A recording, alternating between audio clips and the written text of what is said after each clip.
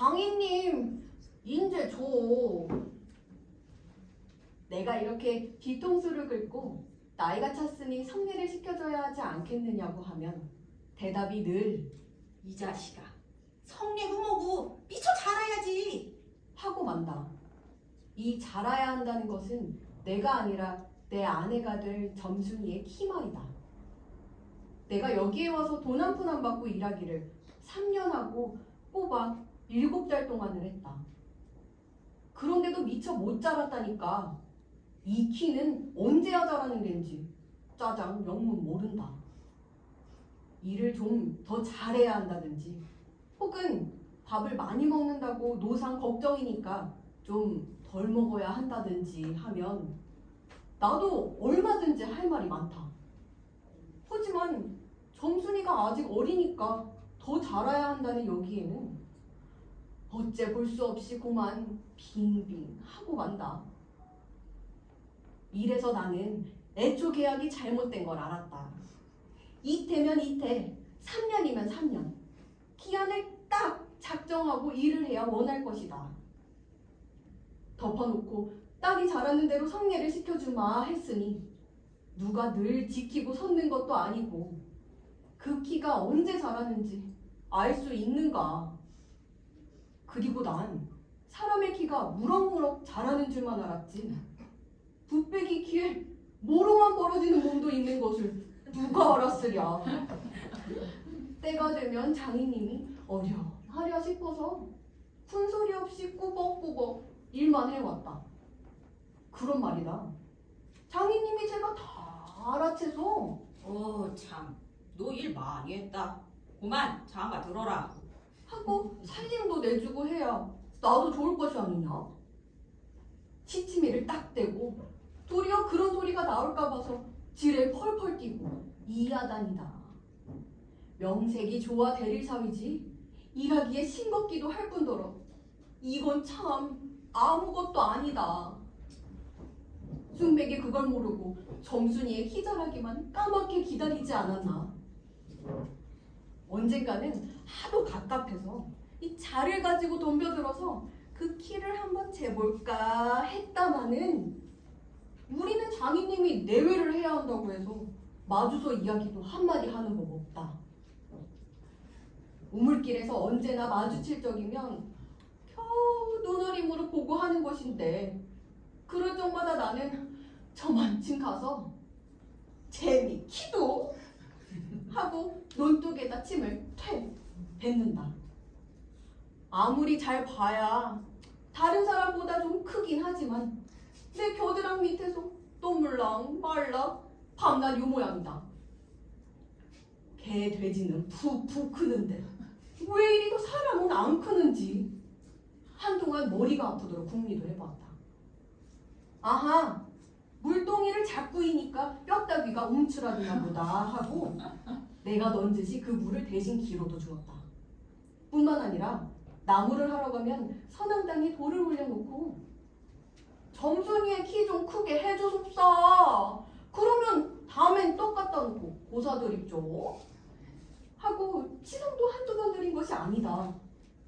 어떻게 되먹은 긴지 이래도 막무가내니.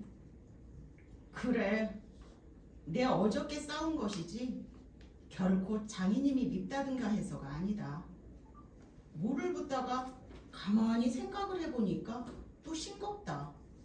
이 벼가 자라서 점순이가 먹고 좀 큰다면 모르지만 그렇지도 못한 걸 내심어서 뭐라는 거냐? 해마다 앞으로 축 붉어지는 장인님의 아랫배가 너무 먹는 걸 모르고 내 병이라나. 그 배를 불리기 위하여 조금도 심고 싶지 않다.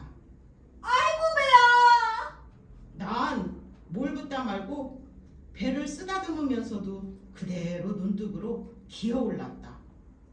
그리고 겨드랑이에 꼈던 벼 담긴 키를 그냥 땅바닥에 털썩 떨어치며 나도 털썩 주저앉았다. 일이 암만 바빠도 나 배 아프면 고만이니까 아픈 사람이 누가 일을 하느냐? 파릇파릇 돋아오른 풀한 숲을 뜯어들고 다리에 거머리를 쑥쑥 문대며 장인님의 얼굴을 쳐다보았다. 논 가운데서 장인님도 이상한 눈을 해가지고 한참 날 노려보더니 또 이 자식 왜 또 이래? 응? 배가 좀 아파서요. 하고 풀이에 슬며시 쓰러지니까 장인님은 약이 올랐다. 저도 눈에서 철벙철벙 뚝으로 올라오더니 차분참 내 멱살을 움켜잡고 뺨을 치는 것이 아닌가? 이 자식 일 허다 말면 누굴 빠내놓을 속셈이냐? 이 대가리를 까볼 자식! 우리 장인님은 약이 오르면 이렇게 손버릇이 아주 못됐다. 또 사위에게 이 자식 저 자식 하는 이놈의 장인님은 어디 있느냐? 오죽해야 우리 동리에서 누굴 물러나고 그에게 욕을 안 먹는 사람은 명이 짜르다 한다. 조그만 아이들까지도 그를 돌아세놓고 본 이름이 봉필이니까 요필이 요필이 하고 손가락질을 할 만치 두루 인심을 잃었다. 허나 인심을 정말 잃었다면 욕보다 읍의 배참뽕댁 마름으로 더 잃었다. 번이 마름이란 욕 잘하고 사람 잘 치고 그리고 생김 생기길 호박개 같아야 쓰는 거지만 장인님은 외양이 떡 됐다. 장인에게 닭 한 마리나 좀 보내지 않는다든가 애벌론 때 푹을 좀 안 준다든가 하면 그의 가을에는 영락없이 땅이 뚝뚝 떨어진다. 그러면 미리부터 돈도 먹고 술도 먹이고 안달 재신으로 돌아치던 놈이 그 땅을 슬쩍 돌아앉는다. 이 바람에 장인님 집 외양간에는 눈깔 커다란 황소한 놈이 절로 엉금엉금 기어들고 동리 사람들은 그 욕을 다 먹어가면서도 그래도 굽실굽실 하는 게 아닌가. 그러나 내겐 장인님이 감히 큰 소리할 계제가 못 된다. 뒷생각은 못하고 뺨 한 개를 딱 때려놓고는 장인님은 무색해서 덤덤히 쓴침만 삼킨다. 난 그 속을 퍽 잘 안다. 조금 있으면 갈도 꺾어야 하고 모도 내야 하고 한참 바쁜 때인데 나 일 안 하고 우리 집으로 그냥 가면 고만이니까. 작년 이맘때도 트집을 좀 하니까 늦잠 잔다고 돌멩이를 집어던져서 자는 놈의 발목을 삐게 해놨다. 사날씩이나 건숨 끙끙 앓았더니 종단에는 법안 울상이 되지 않았는가. 예, 그만 일어나 일 좀 해라. 그래야 올가래 벼 잘 되면 또 장가들지 않니? 그래 귀가 번쩍 뜨여서 그날로 일어나서 남이 이틀 품들일 논을 혼자 삶아놓으니까 장인님도 눈깔이 커다랗게 놀랐다. 그럼 정말로 가을에 와서 혼인을 시켜줘야 경우가 옳지 않겠나. 벼썸을 척척 들여쌓아도 다른 소리는 없고 물동이를 이고 들어오는 점순이를 담배통으로 가리키며 이 자식아, 미쳐 커야지. 저걸 무슨 혼인을 한다고 그러니 원. 하고 남 낮장만 불 켜주고 고만이다. 골기네 그저 이놈 장인님 하고 대돌에다 메꽁고 우리 고향으로 내뺄까 하다가 꾹꾹 참고 말았다. 참말이지 난 이 꼴하고는 집으로 차마 못 간다. 장가를 둘러갔다가 오죽 못났어야 그대로 쫓겨왔느냐고 손가락질을 받을 테니까. 논둑에서 벌떡 일어나 한풀 죽은 장인님 앞으로 다가서며 난 갈태야요. 그동안 사정 쳐내슈. 너 사위로 왔지? 어디 무슨 살로 왔니? 그러면 얼진 성례를 해줘야 안 하지요? 밤낮 부려만 먹고 해준다. 글쎄, 내가 안 하는 거냐? 그년이 안 크니까. 하고 얼음얼음 담배만 담으면서 늘 하는 소리를 또 늘어놓는다. 이렇게 따져나가면 언제든지 늘 나만 믿지고 만다. 이번엔 안 된다 하고 대뜸 부장님한테로 판단 가자고 소매자락을 내끌었다. 아, 이 자식이 왜 이래 어른을? 안 간다고 뻗디디고 이렇게 호령은 제 맘대로 하지만 장인인 제가 내 기운 못 당한다. 막 부려먹고 딸은 안 주고 개다 땅땅 치는 건 다 뭐야. 그러나 내 사실 참 장인님이 미워서 그런 것은 아니다. 그 전날 왜 내가 새고 개맞은 봉우리 화전밭을 혼자 갈고 있지 않았느냐. 밭 가생이로 돌 적마다 야릇한 꽃내가 물컥물컥 코를 찌르고 머리 위에서 벌들은 가끔 붕붕 소리를 친다. 바위 틈에서 샘물 소리밖에 안 들리는 산골짜기니까 맑은 하늘의 봄볕은 이불 속같이 따스하고 꼭 꿈꾸는 것 같다. 나는 몸이 나른하고 병을 아직 모르지만 몸살이 나려고 그러는지 가슴이 울렁울렁하고 이랬다. 어르이 마리 마 이렇게 노래를 하며 소를 부리면 여느 때 같으면 어깨가 으쓱으쓱한다. 웬일인지 밭을 반도 갈지 않아서 온몸이 맥이 풀리고 대구 짜증만 난다. 공연히 소만 들이다 두들기며 안냐 이 망할 자식에서 장인님에서 대리를 꺾어들라. 그러나 내 속은 정말 아냐 때문이 아니라 점심을 이고 온 점순이의 키를 보고 우라가 났던 것이다. 점순이는 뭐 그리 썩 예쁜 계집애는 못 된다. 그렇다고 또 개떡이냐 하면 그런 것도 아니고 꼭 내 아내가 돼야 할 만치 그저 툭툭하게 생긴 얼굴이다. 나보다 10년이 아래니까 올해 16인데 꿈은 남보다 2살이나 덜 자랐다. 땀은 잘도 훤칠이들 크건만 이건 위아래가 뭉툭한 것이 내 눈에는 헐없이 감참해 같다. 자매 중에는 감참해가 제일 맛좋고 예쁘니까 말이다. 둥글고 커다란 눈은 서글서글하니 좋고 좀 지쳐 찢어졌지만 입은 밥술이나 톡톡히 먹음직하니 좋다. 아따 밥만 많이 먹게 되면 팔자는 고만 아니냐. 헌데 한 가지 과가 있다면 장인님이 이걸 채심이 없이 들까분다고 하지만 가끔가다 몸이 너무 빨리빨리 논다. 그래서 밥을 나르다가 때없이 풀밭에서 깨빡을 쳐서 흙투성이 밥을 곧잘 먹인다. 안 먹으면 무안해할까 봐서 이걸 씹고 앉았느라면 으적으적 소리만 나고 토를 먹는 겐지 밥을 먹는 겐지. 그러나 이날은 웬일인지 성한 밥채로 밭머리에 곱게 내려놓았다. 그리고 또 내외를 해야 하니까 저만큼 떨어져 이쪽으로 등을 향하고 웅크리고 앉아서 그릇나기를 기다린다. 내가 다 먹고 물러섰을 때 그릇을 챙기는데 난 깜짝 놀라지 않았느냐. 고개를 푹 숙이고 밥 함지에 그릇을 보게면서 딸더러 들으라는지 혹은 제 소린지 판나 일만 하다 말텐가. 하고 혼자서 쫑알거린다. 고대 잘 내외하다가 이게 무슨 소린가 하고 난 정신이 얼떨떨했다.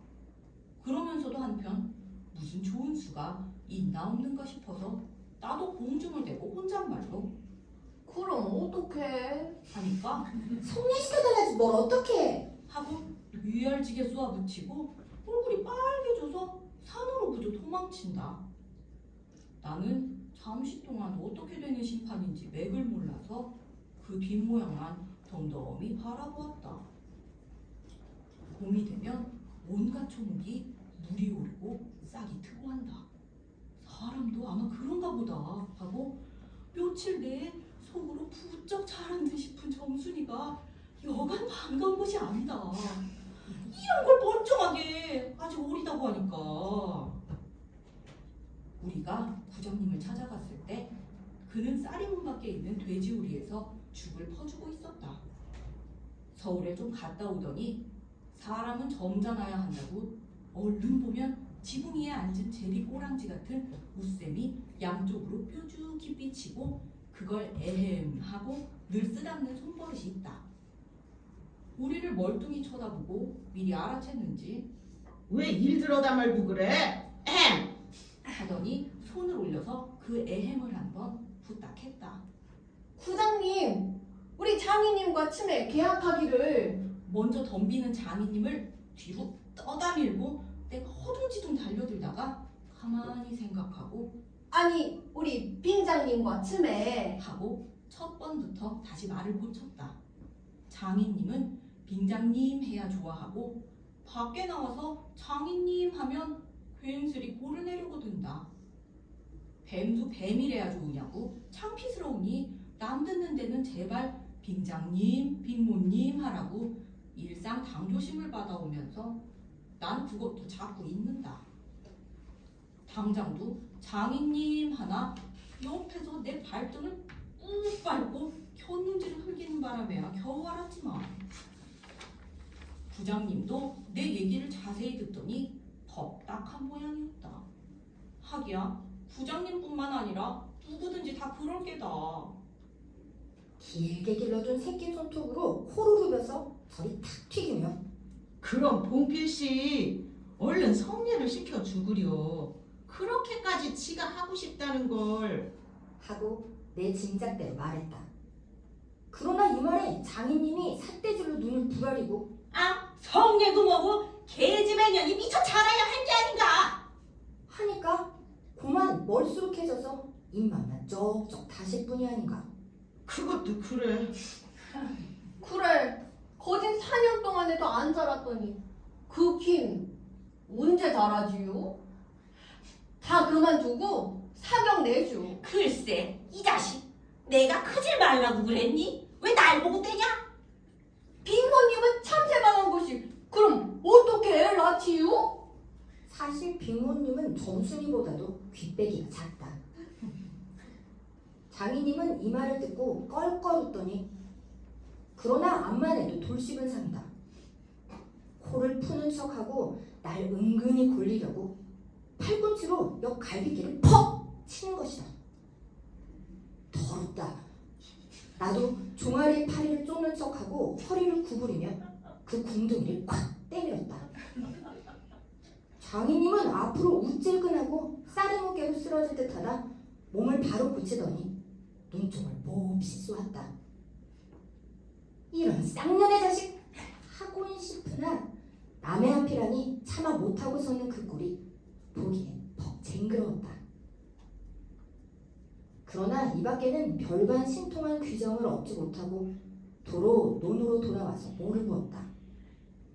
왜냐면 장인님이 뭐라고 귓속말로 수근수근하고 간뒤다.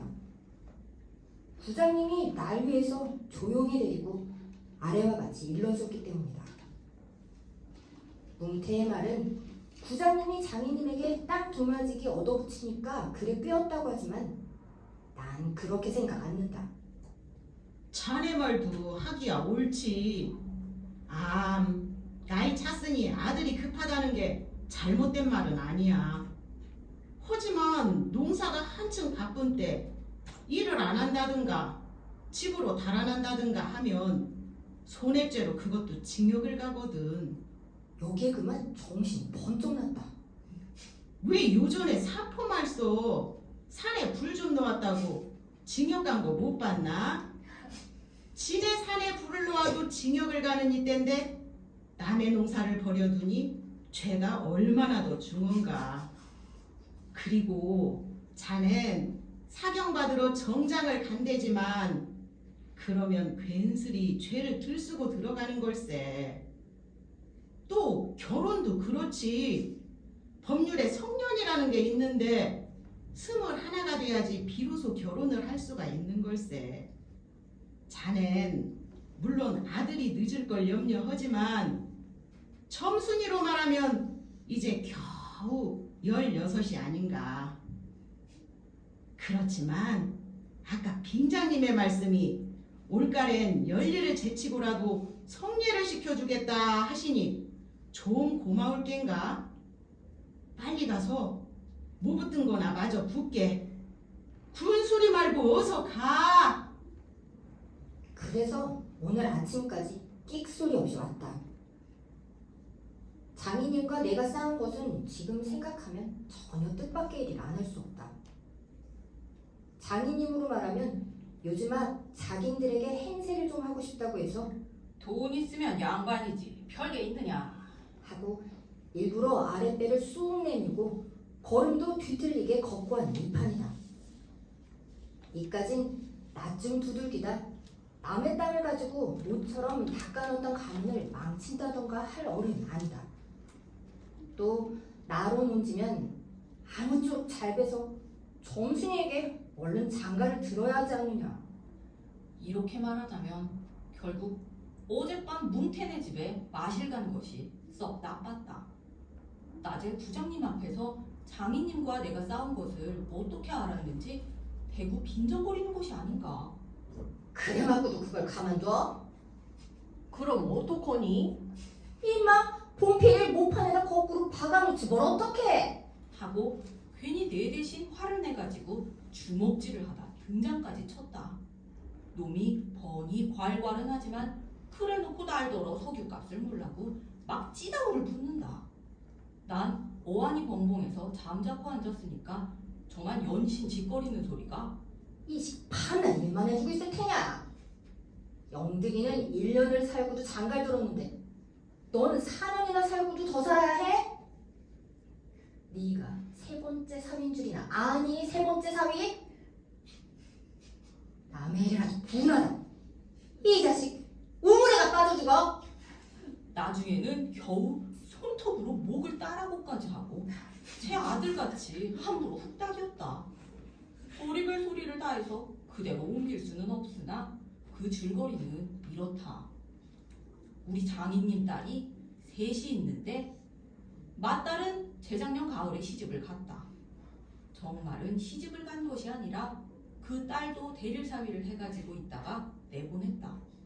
그런데 딸이 10살 때부터 19, 즉 10년 동안의 대릴사위를 갈아들이기를 동리에선 사위부자라고 이름이 났지만은 14놈이란 참 너무 많다. 장인님이 아들은 없고 딸만 있는 고로 그 다음 딸을 대릴사위를 해올 때까지는 부려먹지 않으면 안 된다. 물론 뽀슴을 두면 좋지만 그건 돈이 드니까 일 잘하는 놈을 고르느라고 연방 바꿔들였다. 또 한편 놈들이 욕만 줄창 퍼붓고 시비도 부려먹으니까 폐리 상해서 달아나기도 했겠지. 정순이는 둘째 딸인데 내가 이를테면 그 세 번째 대릴사위로 들어온 셈이다. 내 다음으로 네 번째 놈이 들어올 것을 내가 일도 잘하고 그리고 사람이 좀 어수룩하니까 장인님이 잔뜩 붙들고 놓지 않는다. 셋째 딸이 이제 6살, 적어도 10살은 돼야 대릴사위를 할 테므로 그동안은 죽도록 부려먹어야 된다. 그러니 이제는 속 좀 차리고 장가를 들여달라고 때를 쓰고 나자빠져라 이것이다. 나는 겉으로 엉엉하며 귓등으로 들었다. 문태는 땅을 얻어붙이다가 떨어진 뒤로는 장인님만 보면 공연히 못 먹어서 으름거린다. 그것도 장인님이 저 달라고 할 적에 지네 집에서 위한다는 그 감투. 예전에 원님이 쓰던 것이라나 옆구리에 뽕뽕 촌먹은 걸레 같은 감투를 선뜻 주었다면 그럴 리도 없었던걸. 그러나 나는 문태란 놈의 말을 전수히 고지 듣지 않았다. 꼭 고지 들었다면 간밤에 와서 장인님과 싸웠지 무사히 있었을 리가 없지 않은가. 그러면 딸에게까지 인심을 잃은 장인님이 혼자 나빴다. 실토이지. 나는 점순이가 아침상을 가지고 나올 때까지는 오늘은 또 얼마나 밥을 담았나 하고 이것만 생각했다. 상에는 된장찌개하고 간장 한 종지, 조밥 한 그릇, 그리고 밥보다 더 수부룩하게 담은 산나물이 한 대접. 이렇다.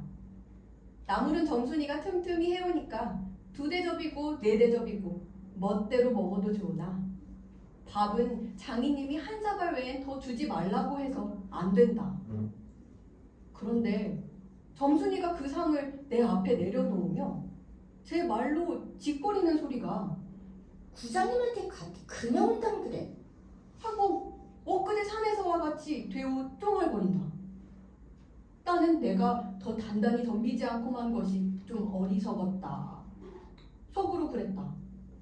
나도 저쪽 벽을 향하여 외면하면서 내 말로 안 된다는 걸 그럼 어떡한다 하니까 셈을 잡아채지 그냥 더? 이 바보야? 하고 또 얼굴이 빨개지면서 성을 내며 안으로 셀쭉하니 튀들어가지 않느냐. 이때 아무도 본 사람이 없었게 망정이지. 보았다면 내 얼굴이 애미 잃은 황새 새끼처럼 가여웠다 했을 것이다. 사실 이때만치 슬펐던 일이 또 있었는지 모른다. 다른 사람은 앞만 못생겨다 해도 괜찮지만 내 아내가 될 점순이가 병신으로 본다면 참 신세는 따분하다. 밥을 먹은 뒤 지게를 지고 일터로 가려 하다 도로 벗어 던지고 바깥마다 공사기에 드러누워서 나는 차라리 죽느니만 같지 못하다 생각했다. 내가 일 안 하면 장인님 저는 나이가 먹어 못하고 결국 농사 못 지고 만다. 뒷짐으로 트림을 꼴꺽하고 대문 밖으로 나오다 날 보고서 이 자식 왜 또 이러니? 관격이 났어요. 아이고 기껏 밥 처먹고 무슨 관격이야. 남의 농사 버려주면 이 자식 징역 간다. 봐라.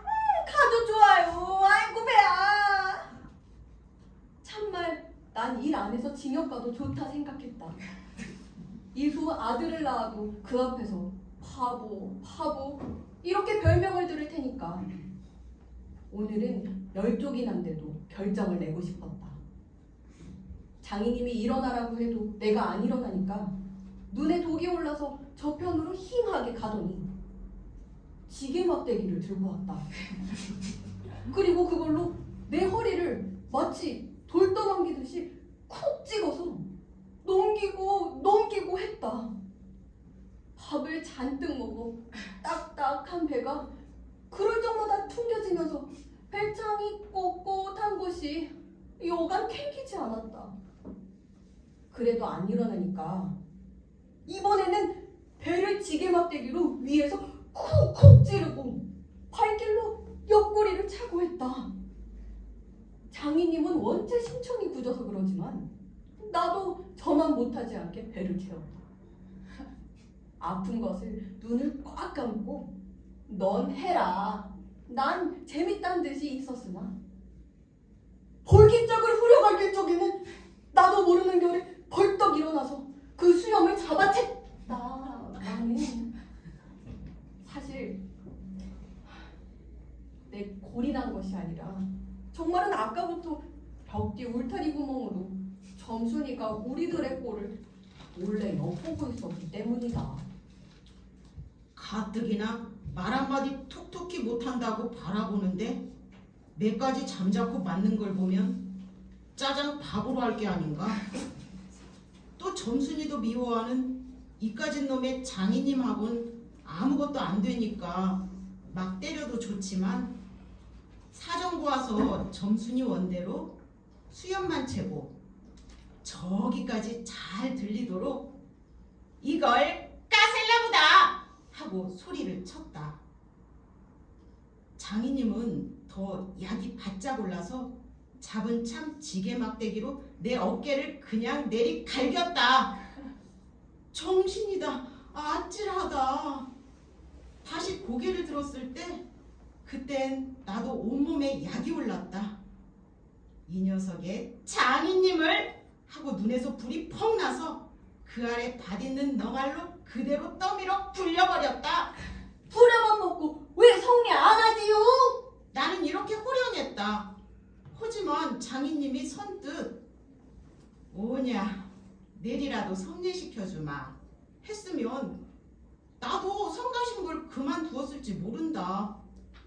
나야 이러면 때린 건 아니니까. 나중에 장인 쳤다는 누명도 안 들을 터이고 얼마든지 해도 좋다. 한 번은 장인님이 헐떡헐떡 기어서 올라오더니 내 바지가랭이를 요렇게 노리고서 단박 움켜잡고 매달렸다. 악 소리를 치고 나는 그만 세상이 다 팽그르 도는 것이 빙장님! 빙장님! 빙장님! 이 자식! 잡아먹어라! 잡아먹어! 할아버지! 살려줍시오, 할아버지! 하고 두 팔을 허둥지둥 내질 적에는 이마에 진땀이 쭉 내솟고 인젠 참으로 죽나보다 했다. 그래도 장인님은 놓질 않더니 내가 기어이 땅바닥에 쓰러져서 거진 까무러치게 되니까 놓는다. 더럽다. 더럽다. 이게 장인님인가? 나는 한참을 못 일어나고 쩔쩔맸다. 아무것도 보이지 않았지만 얼굴을 드니 사지가 부르르 떨리면서 나도 엉금엉금 기어가 장인님의 바지가랭이를 꽉 움키고 잡아 낚았다.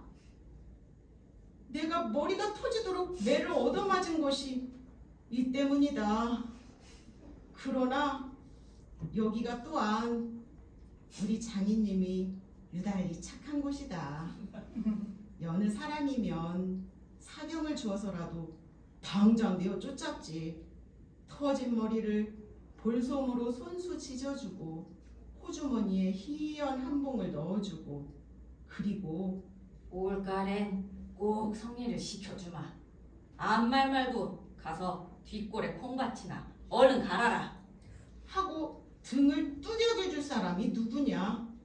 나는 장인님이 너무나 고마워서 어느덧 눈물까지 났다.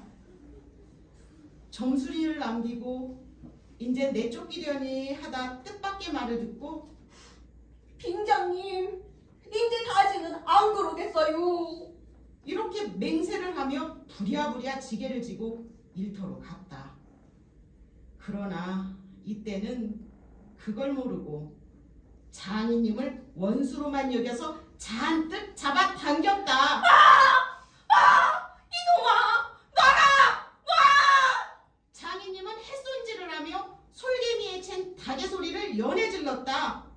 놓긴 왜? 이왕이면 호되게 혼을 내주리라 생각하고 짓궂이더 댕겼다마는 장인님이 땅에 쓰러져서 눈에 눈물이 핑 도는 것을 알고 좀 겁도 났다. 할아버지!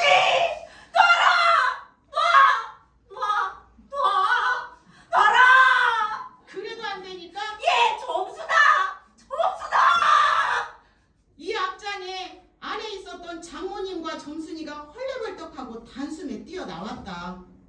나의 생각에 장모님은 제 남편이니까 역성을 하는지도 모른다.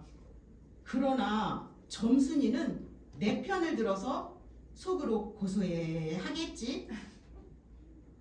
대체 이게 웬 속인지 지금까지도 난 영문을 모르겠는데 아버지를 지가 혼내주라고 해놓고 이제 와서는 달려들며 이 망할 게 아버지 죽이네.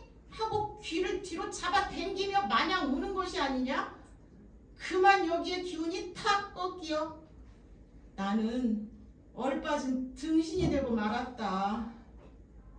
장모님도 덤벼들어 한쪽 귀마저 뒤로 잡아채면서 또 우는 것이다. 이렇게 꼼짝도 못하게 해놓고 장인님은 지게막대기를 들어서 사뭇 내리쳤다. 그러나 나는 구태여 피하려지도 않고 암만 해도 그 속을 알 수 없는 점순이의 얼굴만 멀거니 들여다보았다. 이 자식! 장인님에서